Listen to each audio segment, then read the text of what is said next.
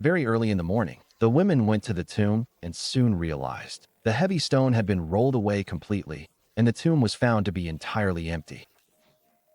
For believers around the world, this truly is the most significant and important day of our faith and beliefs, no matter which denomination you may belong to. Today, we joyfully celebrate the life of Yeshua of Nazareth. Jesus is alive, and the tomb is now completely empty. What we are currently observing are tombs that date back to the time period of Jesus. We know exactly how ancient people were buried and the rituals they practiced during funerals in the time of Yeshua. And we also know how people were buried and the sort of tombs they used, dating back to approximately 500 years before the birth of Jesus Christ. What you see, these stone boxes are known as ossuaries, which indicates that the person was laid to rest on a bench. And after the flesh was discomposed, the bones were collected on these boxes. And at this moment, you can carefully observe the main entrance area of one of the many tombs that were found around Jerusalem. Clearly, without this solid concrete roof that you see above, you can clearly see that the entrances were rather small in size. You can also clearly see the stone steps that lead up to the ancient tomb, enhancing its historical significance and beauty. Again, what we are currently observing is the detailed model of Jerusalem. In the time of Yeshua in the 1st century AD, before it was ultimately destroyed by the Romans during their conquest. In a future video, I will discuss this moment in greater detail and elaborate on the model further, which is located in the Museum of Israel here in Jerusalem. Are you genuinely interested in this topic? Share your thoughts in the comments. Paul tells us that if there is absolutely no resurrection of the dead, then our faith is ultimately in vain. For they observe that none of the gospel accounts contain references, and neither does Paul mention or discuss the birth of Jesus Christ. That is why we do not know exactly which day it was, the significant date when our Lord Jesus Christ was born. However, we do know the exact time when he died. And that is why today we joyfully celebrate his miraculous resurrection, because during that period, the birth did not hold the utmost significance. But when you died, looking at this model of ancient Jerusalem, we can see approximately where the historical site of Golgotha was located in relation to the surrounding area. And I'm going to stop for a moment so we can carefully observe this solid wall that you clearly see right in front of us, which the Jewish historian Josephus refers to as the third wall of the ancient city. This particular wall was not present during the historical time of Jesus Christ, but was built approximately in the time frame between the years 41 and 44 AD.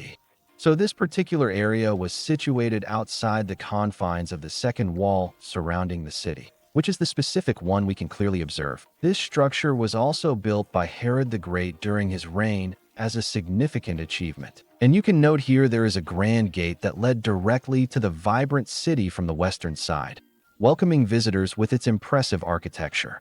And it was approximately at this location that Golgotha was situated, which, during that specific time period, was an extensive and significant quarry site. Clearly, when we take the time to visit this beautiful place,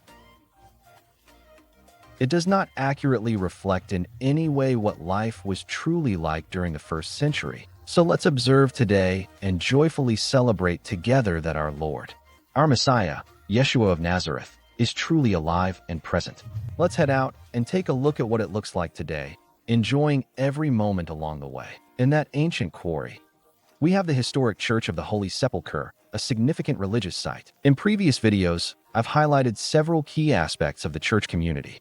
If you would like to know more about this fascinating place, let me know so that I can create an exclusive video detailing the fascinating history of this remarkable place. But it is no longer like that anymore. Jesus is no longer being crucified on the cross, but he is alive and countless millions upon millions throughout the course of history. From the moment of his remarkable resurrection to this very day, we joyfully celebrate. With great joy, we celebrate his miraculous resurrection from the dead. That's why we can confidently say with certainty and unwavering firmness that Jesus is alive and that the ancient tomb is, in fact, completely empty. And this little house, this little edicule, represents the burial site of Jesus Christ. With a strong sense of certainty, we can confidently say that he is alive. And because he is alive, we who have wholeheartedly placed our trust and faith in him will also live. Let us take a moment to remember the profound words of Yeshua when he mentioned that although it was unexpected in him, we will truly live, for he will resurrect us in glory on the very last day.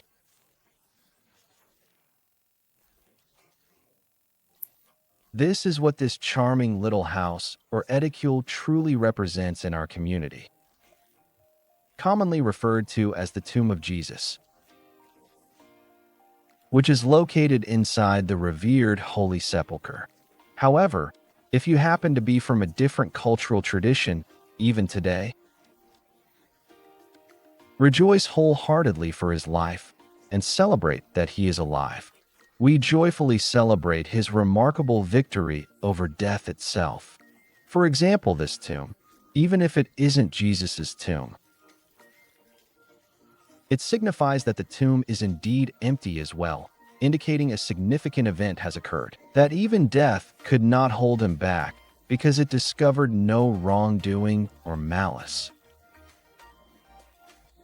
Because he found no sin at all in the Son of the living God, who is pure and holy, but rather the profound triumph over the inevitability of death itself.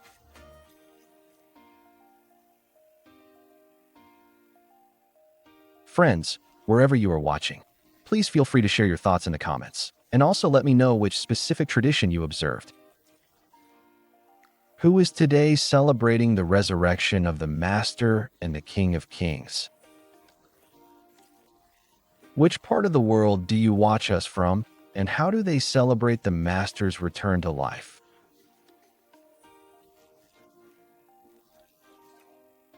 I hope these videos are helpful, that I made during the special observances of Holy Week. And if you have not had a chance to see them yet, since Palm Sunday, Holy Monday, Holy Tuesday, Jewish Passover, Holy Thursday, Good Friday, and of course, today, we will thoughtfully conclude this enlightening series by discussing the profound topic of the resurrection, because he is alive.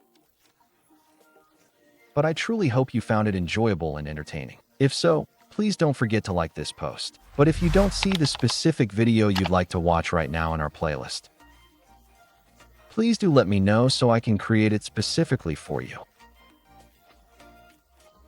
Again, my name is Aviel, you guide and teacher from the ancient land of the Messiah, rich in history.